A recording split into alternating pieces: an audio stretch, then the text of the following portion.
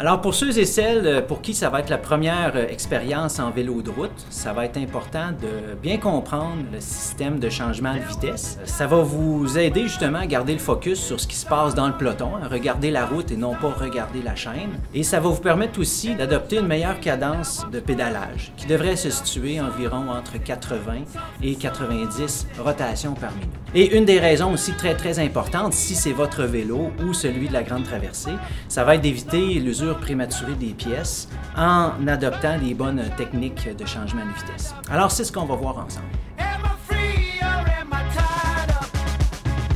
On va faire un tour d'ensemble de la mécanique pour commencer.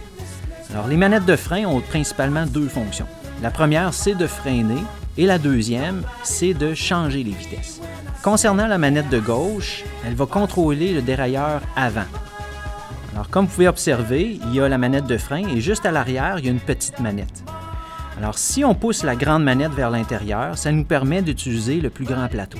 Plus le plateau va être grand, plus c'est difficile, mais plus ça nous permet aussi à la fois d'aller plus vite. Concernant la manette de droite, elle va contrôler le dérailleur arrière. Alors, si on pousse la petite manette vers l'intérieur, ça va nous permettre d'utiliser des plus petits pignons. Alors, plus le pignon est petit, plus c'est difficile, mais plus ça nous permet aussi d'aller vite. Alors, on va observer deux situations ici à éviter.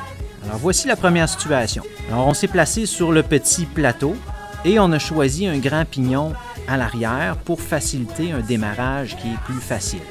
Alors, puisqu'on accélère, on va changer de pignon avec la manette de droite afin d'aller plus vite. Par contre, vous allez observer qu'à force de changer de pignon, avec le dérailleur arrière, la chaîne va se désaligner par rapport au plateau avant, ce qui va provoquer un désalignement de la chaîne trop prononcé. Une autre situation qui est à éviter, alors là, on s'imagine qu'on est sur le plat et qu'on roule à grande vitesse. Alors, on a utilisé le grand plateau avant et à l'arrière, on est situé sur un petit pignon.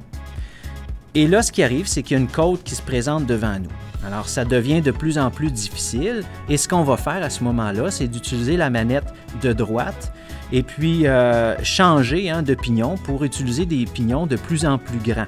Ce qui va se passer à force de changer de pignon, la chaîne va encore une fois se désaligner de nouveau. Et puis ça va provoquer un désalignement trop prononcé encore une fois. Une chaîne n'est pas faite pour travailler en torsion comme ça. Alors il faut essayer de maintenir la chaîne le plus droite possible. Voici un exemple à suivre. On imagine qu'on part à vélo et qu'on commence à accélérer.